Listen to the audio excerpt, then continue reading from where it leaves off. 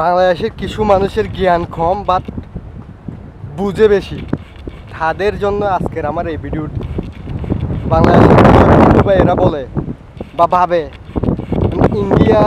ইন্ডিয়ায় গেলে বা ইন্ডিয়ান খালব বা ফুফ মানে কি বলবো, বড় ভাইকে বিচার দেবে, মানে ইন্ডিয়াতে বাংলাদেশে হিন্দুরা সুরক্ষিত নয়, ইন্ডিয়াতে গেলে সুরক্ষা পাবে।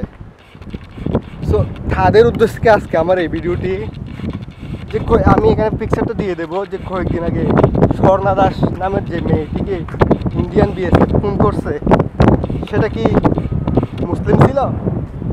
আর সে কি সুরক্ষিত ছিল ইন্ডিয়ান বিএসএফের হাতে?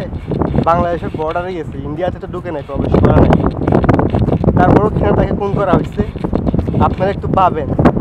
যারা বলেন ইন্ডিয়াতে গিয়ে আপনারা সুখে থাকবেন, স্বাধীন থাকবেন, ইন্ডিয়াতে তো মাইনরিটি মুসলিমরাও সুখে নাই, বা ওদের কথা বাদ দেন, মুসলমানদের কথা বাদ দেন, ইন্ডিয়াতে অনেক হিন্দু আছে তারাও সুখে নাই, তাদেরকে অত্যাচার করা হয়।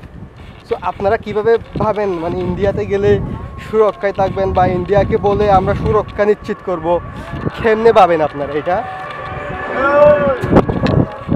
এটা একটু চিন্তা করে দেখবেন। সব কিছু হচ্ছে পলিটিক্স।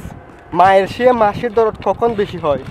যখন মায়ের সাথে একটু মনোমালিন্য হয়, তখন মায়ের চেয়ে মাসির দরদ একটু বেশি হয়, তাহলে মাসির দরদ কখনো মায়ের মতো হতে পারে না।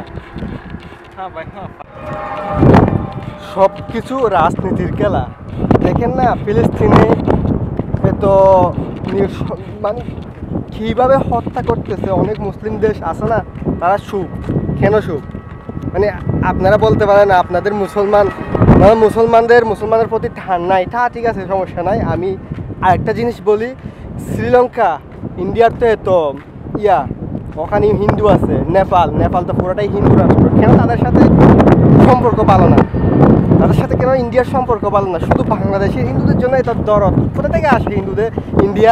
ইন্ডিয়ানদের এটা দরদ কোথা থেকে আসে বাংলাদেশের হিন্দুদের জন্য?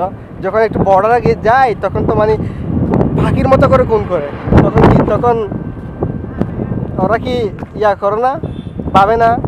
স্বর্ণতা হিন্দু ছিল, ওকে খুন করছে যদি ইন্ডিয়ার সুরক্ষা দেয় হিন্দুদের।